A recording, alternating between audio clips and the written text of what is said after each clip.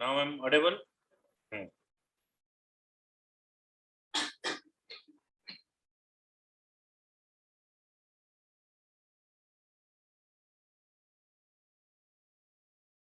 Dipesh, now audible. Yes, sir. Clear. So, database is an integral part of an organization. Aspiring the database developer should able to efficient design and implement the database. Okay. तो कोई भी organisation आप देख लो, हर एक organisation में आपका database रहता है. ये डेटा क्या होता है? एक फैक्ट होता है जो जिसको हमको रिकॉर्ड करना पड़ता है for the future reference. Okay, एक छोटा सा दुकानदार वो भी डेटा को स्टोर करता है. एक बड़ा जो दुकानदार वो भी एक डेटा को स्टोर करता है. तो ये जो डेटा स्टोर करने का तरीका वो सब डिफरेंट होता है. मतलब जो डेटा हम एक कागज में, एक पान का दुकान में हम जाएंगे, वो छोटा सा कागज में लिखता है आज मेरा कितना बिजनेस हुआ, वो स्टोर करके रखता है. बड़ा बड़ा जो स्टोर है उनका एक कंप्यूटर होता है, कंप्यूटर में वो बिलिंग सिस्टम वो काम करते हैं. और जो ईआरपी होता है, फेसबुक मान लो और फ्लिपकार्ट मान लो, तो बड़ा बड़ा डाटाबेस यूज करते हैं. दुनिया में सारा चीज मिट जाएगा लेकिन वो जो डेटा है वो रहेगा. हम एक्सपेक्ट करते हैं ये सेकेंड वेव आएगा, थर्ड वेव आएगा, फोर्थ वेव आएगा, इतना इम्पैक्ट करेगा. So it is based upon the data. तो दे एनालाइजिंग द प्रीवियस डाटा. वो प्रीवियस डाटा को एनालाइज करते हैं, वो प्रीवियस डाटा को देखते हैं. हाँ, कोई भी एक महामारी आता है तो वो तीन लेयर उसका आता है और 3 wave that it having. So before storing the data in your database, first of all you have to know the structure of the data. आपको डेटा कहां पर स्टोर करना है उसका स्ट्रक्चर आपको जानने का पहला ध्यान देना होगा. जैसे कि अगर मुझे पानी रखना है तो पानी को रखने के लिए मुझे एक बोतल लेना पड़ेगा. पेट्रोल लाने के लिए पेट्रोल का एक बोतल लेना पड़ेगा. तो if I want to keep this water and petrol inside my laptop bag, it is not possible. Laptop bag और नॉर्मल जो वेजिटेबल लाने के लिए जो बैग होता है उसमें लेकर हम जब पेट्रोल मांगेंगे वो दुकानदार हंसेगा. तो ये कहां से आ गया? तो डेटा को स्टोर करने के लिए एक फॉर्मेट होता है. हम सामान लाने जाएंगे, वेजिटेबल लाने जाएंगे, उसके लिए जो प्लेस होता है, जो थैला होता है वो डिफरेंट रहता है. A similar way, for storing the information in a proper way, which is getting you benefit. How it is getting you benefit? Suppose आपका एक दोस्त आपको मांगेगा भाई मुझे कुछ फिजिक्स का और हिस्ट्री का नोट मुझे दीजिए. तो पहले हम जाकर सर्च करेंगे where I store my information. तो मेरा जो स्टडी रूम है और स्टडी टेबल है, तो I am searching my notes over there.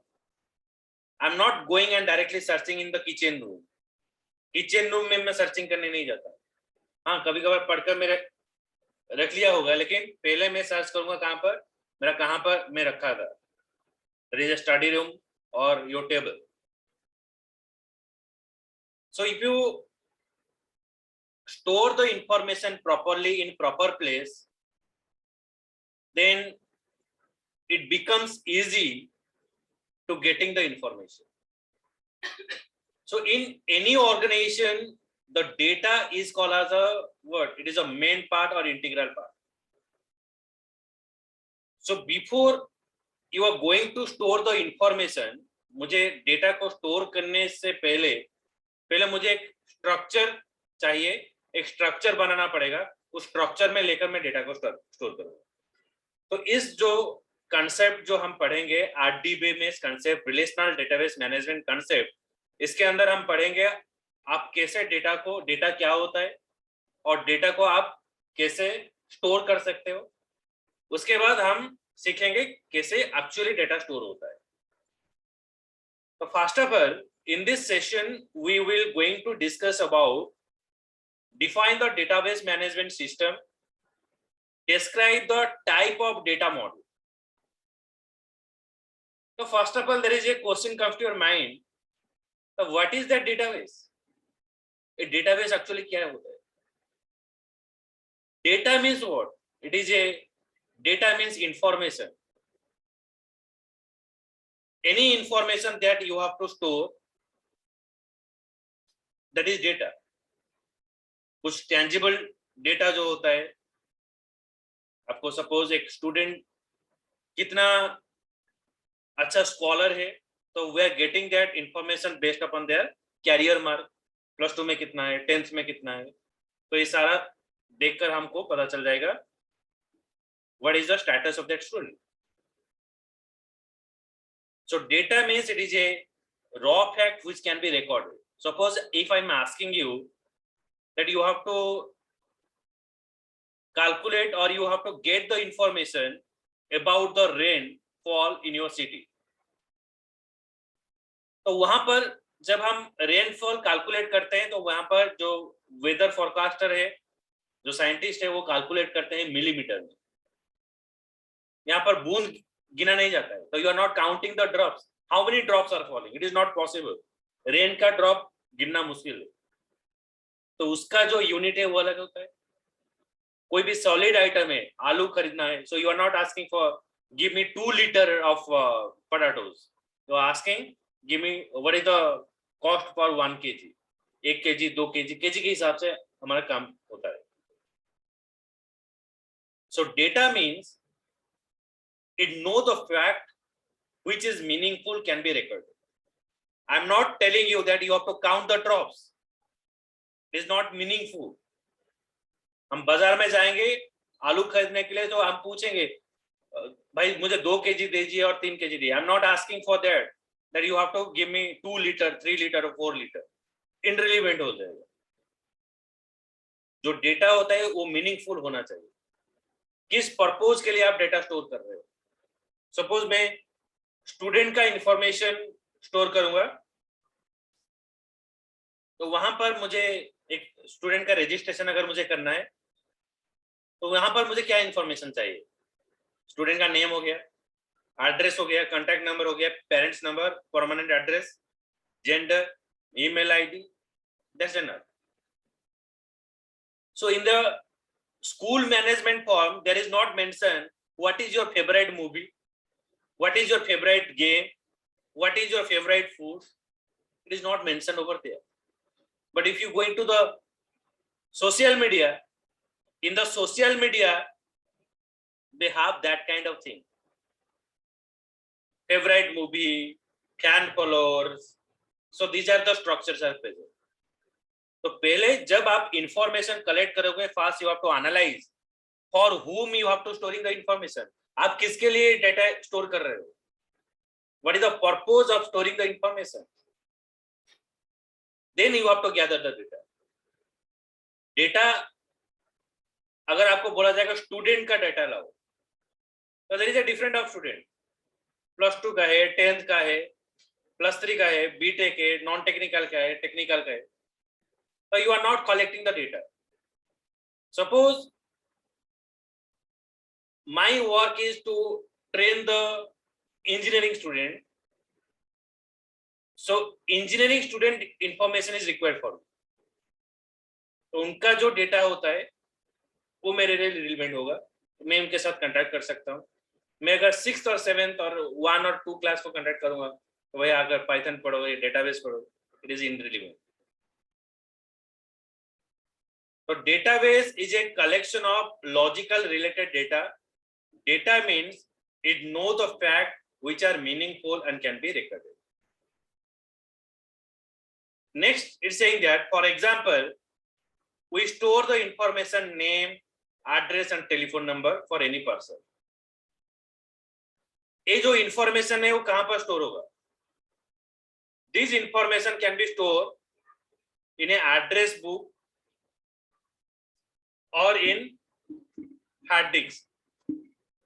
हम एक एड्रेस बुक में स्टोर कर सकते हैं, जो नॉर्मली मैनुअली जो आदमी फिलअप करता है, और एक है हमारा जो हार्ड डिस्क होता है, कंप्यूटर का हार्ड डिस्क, जिसमें स्टोर कर सकते हैं। यहाँ पर परमानेंटली रहता है।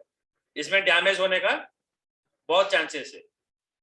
बारिश की वजह से कोई भी नेचुरल कैलामिटी हो गया तो यहाँ पर आपका इंफॉर्मेशन डैमेज हो सकता है अगर आप मैनुअली स्टोर करते हो। तो first of all, what is that DBMS? Database Management System.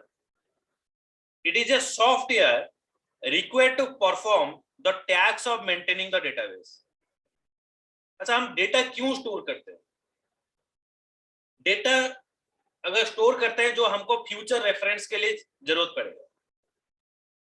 कोई भी बिजनेस का आदमी हो गया, हम एक नॉर्मल पर्सन भी डेटा स्टोर करता है। हम किसी का कांटेक्ट नंबर स्टोर करते हैं मोबाइल में, that is also a data. Because of when there is a requirement, I call that person, then it is not possible to remember all the contact number. सारा contact number हम याद नहीं रख सकते हैं। तो इसकी वजह से हम क्या करते हैं ना, हम वो नंबर को स्टोर करते हैं मोबाइल में। जब जरूरत पड़ेगा तो वहां से इंफॉर्मेशन को रिट्राइव करके और सर्च करके नंबर को हम कॉल कर सकते हैं। लेकिन सोचो, आप कभी देखे हो आपका कांटेक्ट नंबर कैसे स्टोर होता है? एक अल्फाबेटिकली स्टोर होता है, ABCD करके स्टोर होता है। सो दैट अगर आपको एक आदमी का नेम स्टोर कर रहे हो लेकिन एक्यूरेट नेम याद नहीं आ रहा है, लेकिन आप गेस कर रहे हो उसका नाम एस से शुरू होता है, तो एक रैंडमली अगर स्टोर होगा तो आपको पता नहीं चलेगा। ए आ गया, उसके बाद बीच में जेड आ गया, उसके बीच में एच आ गया। तो ये अल्फाबेटिकल ऑर्डर में आपका मोबाइल में स्टोर हुआ है कॉन्टैक्ट नंबर। तो आपको एस आदमी का सर्च करना है तो आप एस कैटेगरी में जाओ, वहां पर देखो वो एस आदमी है कि नहीं। Okay, so if you get that information, अगर वो इंफॉर्मेशन आपको एस के अंदर है तो आप एस कैटेगरी में जाकर आप ये इंफॉर्मेशन गैदर कर सकते हो। तो ये जो DBMS वही एक सॉफ्टवेयर है जो आपको मदद करता है, आपका जो इंफॉर्मेशन आप स्टोर करते हो, it will store the information in a proper manner so that when you have to search for a particular record, then you get that record from the particular place. आप वही particular place में आप information को retrieve कर सकते हो। Then in the DBMS, what is the work of this DBMS? It defines the structure of the data storage. आपका data कैसे रखना है तो एक स्ट्रक्चर डिफाइन करता है। हम घर में क्या करते हैं ना, जो रसोई का जो सामान है, जो मसालाज है, उसको रखने के लिए छोटा छोटा डब्बा हम बनाते हैं। उसके कहीं कहीं पर नमक डालते हैं, कहीं पर मिर्ची का पाउडर, जीरा पाउडर, ये सब रखते हैं। ओके, तो हम जब जाते हैं तो उस डिब्बा को खोलते हैं तो हमको मिल जाता है वो चीज। बुक का एक सेल्फ रहता है, एक तो आपका नोट्स एक तरफ रहता है, बुक्स एक तरफ रहता है। तो अगर आपको बुक्स चाहिए तो वही सेल्फ से आप बुक निकाल सकते हो, एक सेल्फ से आप आपका नोट्स निकाल सकते हो, एक सेल्फ से आपका न्यूज़पेपर निकाल सकते हो। तो it is the way of managing the information, defining the structure for the data storage, providing the method for data manipulation such as adding the information, editing the information and deleting the information. तो एक अच्छा structure ही आपको provide करता है जहां पर आप information store कर सकते हो। It also providing you the method in which way you have to add, in which way you have to delete, or in which way you have to edit. You have to follow some proper rules. हर एक काम करने के लिए अगर हम एक rule follow करते हैं then it is easier to manage. रास्ते में जाने के लिए एक रूल होता है, बाएं तरफ हम जाते हैं, ट्रैफिक का लाइट रहता है, लाइट के मदद से हमको पता चल जाता है कहां पर रुकना है और कहां पर जाना है। एंड DBMS का और एक चीज है, डेटा आप स्टोर करते हो, no problem on that, But now the very challenging task in the world is security of data. How secure you are? Your data is moving throughout the world. Once you connected to the internet, that means your information is share in the world. So if you compare the information that is stored, okay, तो जितना हमारा जो data है, तो ऐसा 10 Galaxy अगर आप मिला लेंगे, उसका वॉल्यूम जितना होगा उतना ज्यादा डेटा हमारे पास है. Can't imagine. So जब से 4G आया, ये इंफॉर्मेशन हम 1 सेकेंड में कैलकुलेट जो होता है 3 MB डेटा एक पर्सन जनरेट करता है. In 1 second we are generating 3 MB of data. आप इमेजिन करो जब जियो नया आया था, it providing you 1 GB data, तो that is enough for us. But ये हमको क्या सिखा कर गया? इंटरनेट से इन्वॉल्व होने के लिए वो सिखा दिया, एडिक्वेट कर दिया, फिर उसके बाद रेट बढ़ा दिया. Okay, it because of what? आप इसको छोड़ नहीं सकते हो. 1 साल फ्री में यूज किया, छोड़ भी नहीं सकते हो, तोड़ भी नहीं सकते हो, तो आपको रिचार्ज करना ही करना पड़ेगा. तो management of data involves like that.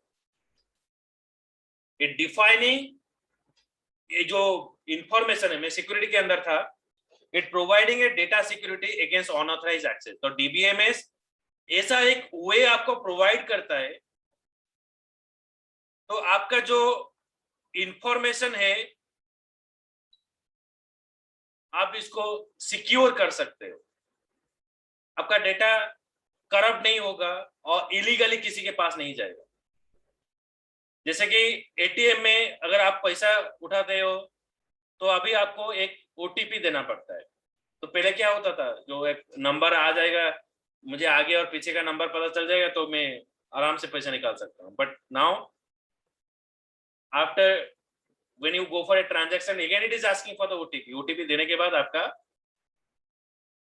आप एलिजिबल हो गए हो पैसा निकालने के लिए. तो जो करेक्ट यूजर है डीबीएमएस, वो क्या करता है ना, वो प्रोवाइड करता है ओनली द करेक्ट पर्सन और only the eligible person can get the data. जो अनऑथराइज्ड यूजर है वो डेटा रिट्राइव नहीं कर सकता है. So that is the work of the DBMS, or what is the objective of DBMS? It provides an efficient way, that is easy way to store, update and retrieve the data from the database. Data कोई भी store कर सकता है, लेकिन data search करने में बहुत timing लगता है. If you go for prior to the जियो आने से पहले जो सिनेरियो था मार्केट में, अगर कोई भी कस्टमर केयर का आपको आप फोन करते हो, we are trying to get your information, please wait on the line, तो आप लाइन में वेटिंग करोगे 10 मिनट लग जाएगा. उसके बाद वो बोलेगा नहीं ये प्रॉब्लम है, मैं सीनियर से बात करता हूँ. सिंपल रिचार्ज का इंफॉर्मेशन आपको जानना है तो आपको 10 मिनट लगा देता है. तो you are wasting of your 10 minutes of time.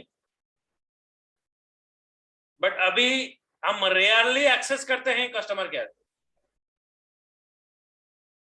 अगर बैलेंस का इंफॉर्मेशन जानना है, रिचार्ज करना है, तो easily we recharge it through the mobile. पहले क्या होता था, रिचार्ज करने के लिए एक टोकन आता था, एक कागज में एक रैपर आता है, 20 रुपया देते हैं तो 20 रुपए के रैपर आता है, उसको कॉइन में घिसकर उसका जो कोड आता है, कोड को लिखकर हम रिचार्ज कर देते हैं. उसके बाद इजी रिचार्ज है, लेकिन वो दुकानदारी कर सकता है, लेकिन we are not having to recharge. लेकिन जैसे देखो इंफॉर्मेशन क्या हुआ, इतना टेक्नोलॉजी आगे बढ़ा, इतना डेटा आगे बढ़ा, तो हम घर बैठकर ही हमारा इंफॉर्मेशन और हमारा डेटा जो है वो रिट्राइव कर सकते हैं और इजी वे में हम रिचार्ज भी कर सकते हैं. तो ये डीबीएमएस का काम होता है. ये ऐसा एक वे प्रोवाइड करता है जो इजीली हम इंफॉर्मेशन को स्टोर कर सकते हैं, रिट्राइव कर सकते हैं और डिलीट भी कर सकते हैं, अपडेट भी कर सकते हैं. And main thing is what, this database is again playing another important role. What is that? The information about the user who interact with the DBMS and the tasks that the user can perform on data. तो ये provide करेगा कौन सा user क्या क्या काम करेगा database में, एंड वो यूजर को कौन सा यूजर काम करेगा और यूजर का ऑथोरिटी क्या रहेगा. सपोज एक यूजर है, वो यूजर इंसर्ट कर सकता है, डिलीट कर सकता है, किसी को हम डिलीट का ऑथोरिटी नहीं देंगे. जैसे कि अगर आपको एड्रेस चेंज करना है बैंक में, तो आपको बैंक में जाकर एक एप्लीकेशन भरना पड़ेगा, उसके बाद आपका एड्रेस चेंज होगा. So these are the restriction or authority you can give by using of DBMS. And main thing is what, ये आपको ट्रैक करेगा. क्या ट्रैक करेगा? वो देखेगा that the person is using, मतलब कौन सा पर्सन क्या क्या काम कर रहा है. Managing the information about the user who interact with the DBMS. Now let us understand working of the DBMS. तो DBMS कैसे काम करता है. तो पहले देखिए यहां पर क्या होता है ना, यूजर सिस्टम. तो यहां पर एक यूजर है, ये डेटा को रिट्राइव करना चाहता है. हमारा डेटा कहां पर है, यहां पर है. तो डेटाबेस के ऊपर क्या है ना, DBMS है, डेटाबेस मैनेजमेंट सिस्टम. DBMS एक प्रेजेंट, वो वेरीफाई करेगा. पहले जब आप रिक्वेस्ट भेजोगे कि भाई मुझे मेरा डेटा चाहिए, we are requesting for data, वो वैलिडेट करेगा. DBMS आपको वैलिडेट करेगा. अरे तुम रिक्वेस्ट भेज रहे हो, तुम ऑथराइज पर्सन हो कि नहीं, वो चेक करेगा. जैसे कि हम फेसबुक लॉगिन करते हैं, लॉगिन आईडी, और जीमेल लॉगिन करते हैं, हम लॉगिन आईडी पासवर्ड देते हैं, वो वेरीफाई करता है वो login ID password actually valid है कि नहीं. अगर वैलिड है तो ये आपको इंफॉर्मेशन यहां से रिट्राइव करके दिखाएगा. Retrieve the data and return the result. Data return आपको यहां पर करेगा. So it is the way of communicating, or the DBMS is working. It just working as a protection, or it is working as a wall. ये wall के वजह से आपका information यहाँ पर रिट्राइव होगा. Then what is the data model? हम आज के टाइम में ज्यादातर अक्वेंटेड हो गए ऑनलाइन शॉपिंग में. तो ऑनलाइन शॉपिंग हम जब करते हैं, पहले हम वो पिक्चर देखते हैं, वो पिक्चराइजेशन कैसा है. मोबाइल खरीदना है तो मोबाइल का फंक्शनैलिटी और पिक्चर हम देखते हैं. जब आप दुकान में जाते हो मोबाइल खरीदने के लिए,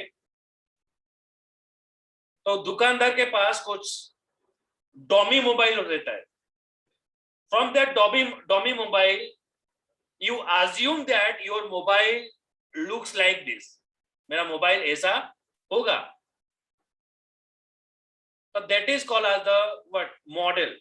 एक डॉमी मोबाइल, इसको देखकर हमको पता चलता है मेरा मोबाइल कैसे होगा. डेटा को स्टोर करने के लिए एक मॉडल चाहिए. आप किस मॉडल में आप स्टोर करोगे.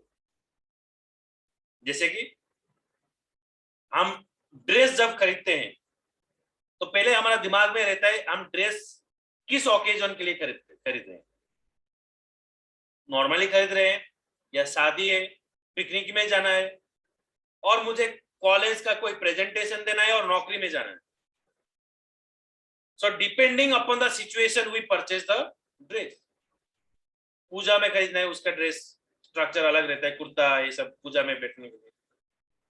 बाराती जाने के लिए उसका भी अलग रहता है. शादी ब्राइड ग्रूम, उसका ड्रेस अलग रहता है. तो ये जो ड्रेस होता है, ये आपको आइडेंटिफाई कर देता है आप किस पर्पज के लिए ड्रेस पहने हो. जो शादी में जाता है, शादी का जोड़ा जब पहनता है उसको पता चल जाता है। हाँ, अगर हम नॉर्मली वो ड्रेस पहनकर घूमेंगे रात भर, सो इट इज इनडिसेंट, तो ये पागल जैसा घूम रहा है। तो डेटा मॉडल इस तरह से, डेटा को स्टोर करने के लिए पहले आपको उसका स्ट्रक्चर डिफाइन करना पड़ेगा, कौन सा मॉडल में आपको स्टोर करना पड़ेगा, ये डिसाइड करना पड़ेगा। तो what is that data model? A data model is a description of data in a database. Data model can be, जैसे कि मैंने बोला, जो ड्रेस हम पहनेंगे वही ड्रेस से हमको पता चल जाएगा why we wear this dress. So this data model can be broadly classified into the following categories. One is object-based logical model. Another is a record-based logical model. Object-based logical model. Next is a record-based logical model. ये दोनों model रहता है। Object-based में क्या होता है? It focuses on describing the data, relationship among the data, or any constant defined. It focuses on the describing of the data. Suppose मैंने roll number दे दिया, तो we usually know that मैं एम्प्लॉय का database बना रहा हूं, employ का information store कर रहा हूं, मैं दे दिया roll number. Is it relevant? Roll number is relevant to the employee? No. Roll number is irrelevant. It is relevant to the student. If I mention employee ID in student table, then that also is irrelevant. Employee ID is not belongs to the student.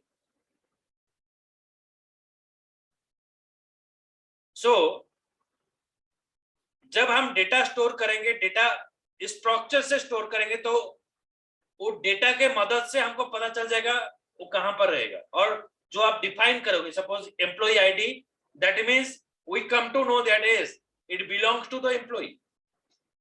ऐसा हमको बनाना पड़ेगा, तो उसके structure से हमको पता चल जाएगा हाँ यहाँ पर ये इंफॉर्मेशन रहेगा। जैसे कि हम मंदिर जाते हैं, गिरजा जाते हैं, मस्जिद जाते हैं, तो हमको देखकर पता चल जाता है बाहर का एनवायरनमेंट में कौन सा रिलीजन का जो ये आदमी हो, कौन सा टेंपल में जाएगा और मस्जिद में जाएगा और गिरजा में जाएगा।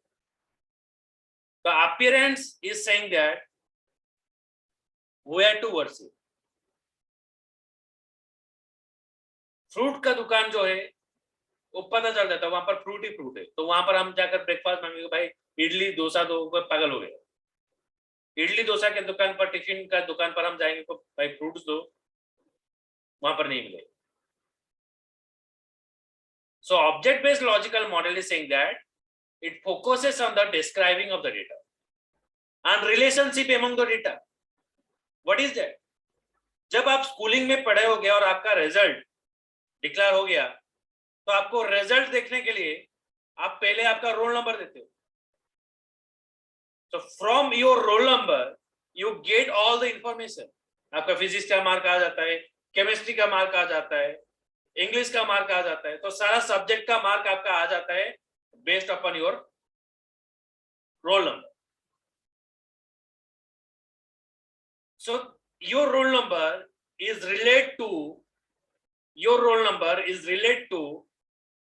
the subjects. In record-based logical model, it focuses on specifying logical structuring of the data. Logical structure. एक होता है object-based logical model, एक होता है record-based logical model. Logical structure मतलब जैसे कि अगर मैं बोलूंगा India Gate is look like this, हाँ हम यहाँ पर पिकनिक जाएंगे, एक जगह पर आप कभी नहीं देखे होगे, तो यहाँ पर झरना है, यहाँ पर बहुत डैम है, तो आप ऑटोमेटिकली पिक्चर आपका माइंड में आ जाता है, हाँ इस जगह पर जाएंगे तो उसका स्ट्रक्चर ऐसा ही होगा।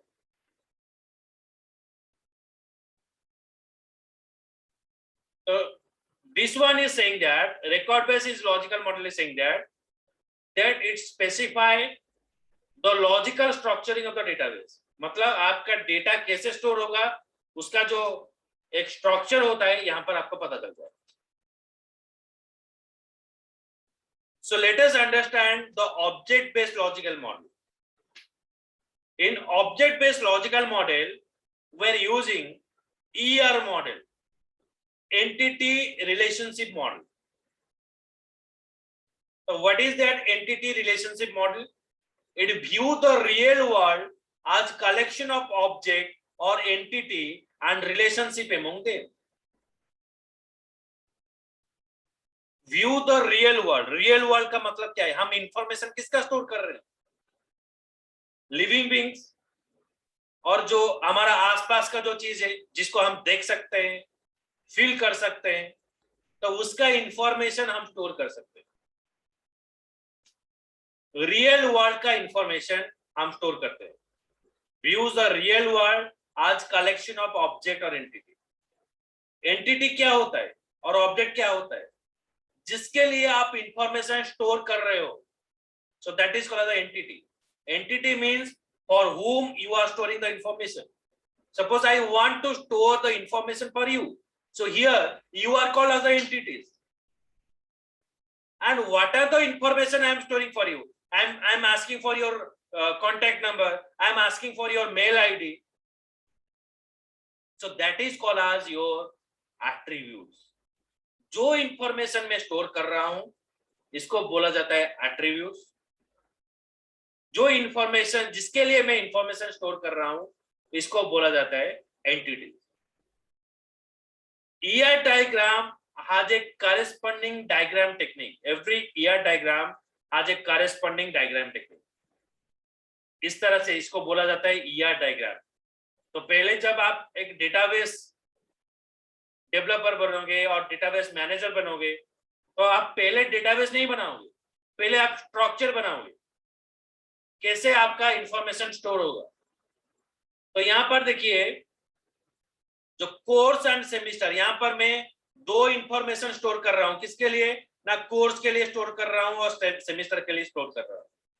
तो here the course and semester is called as entities.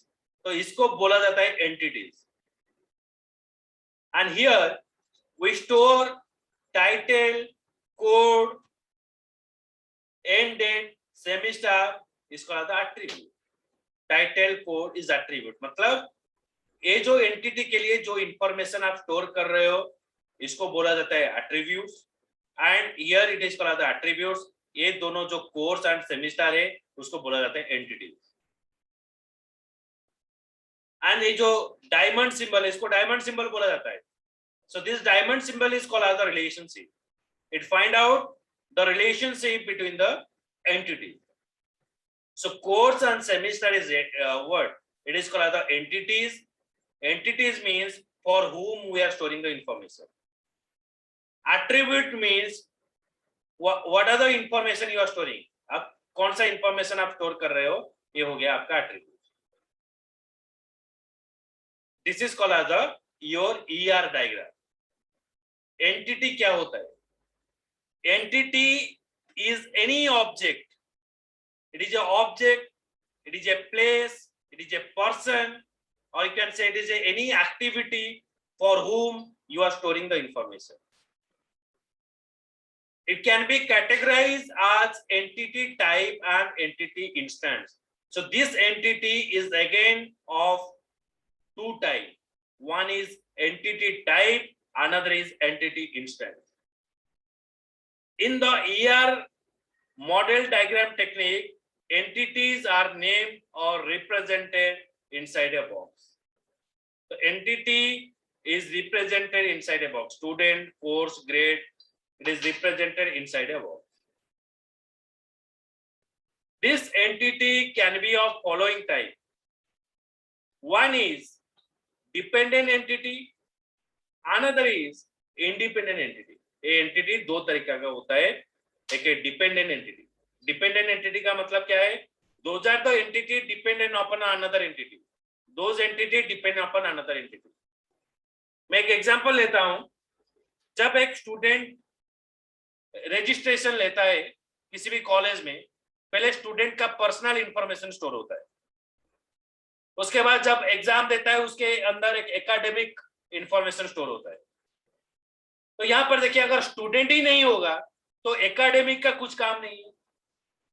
तो here academic is one entity which is dependent upon the student entity. So here academic is called as a dependent entity. It depends on another entity for its existence. It is also called as weak entity. It is also called as the weak entity. Weak entity means its existence is always dependent upon the parent. Independent entity. Independent entity is what? It doesn't depend on any other entity for its existence. That is called the independent entity, जो पूरा अलग रहता है and it is not dependent to another entity. तो इसको भी हम diagrammatically represent कर सकते हैं। तो डायग्राम में देखिए, यहाँ पर जो कोर्स है, एक कोर्स को बोला जाता है इंडिपेंडेंट एंटिटी। ये इंडिपेंडेंट एंटिटी है course. And offering is called as the dependent entity. जो डिपेंडेंट एंटिटी होता है वो डबल रेक्टेंगल में स्टोर होता है। Dependent entity is store in a double rectangle. यहाँ पर डबल रेक्टेंगल में स्टोर हुआ है डिपेंडेंट एंटिटी। ये होता है आपका independent entity. This independent entity, it is called the dependent entity. So Chen is a scientist who defined the relationship as a association among the entity. A relationship is depicted as a diamond with the name of the relationship type. If you consider here, this one is called the relationship. Chen is a scientist. He is saying that a relationship is what? It is an association. We are calling as a relatives. Relative means what? They are related to you. They are related to your family, so that they are called as a relative. So Chen is a scientist which is described a relationship is relate to another. It is a relationship to the other people. And here we see the relationship between the entity with itself. Boss association, student association. This diagram is represented in this. Okay. So today we cover up to this. So in the next class tomorrow at the same 8 p.m. we will start this one. Okay. Bye bye. Good night. So I will share the videos and notes also. Okay. And good. Thank you, sir.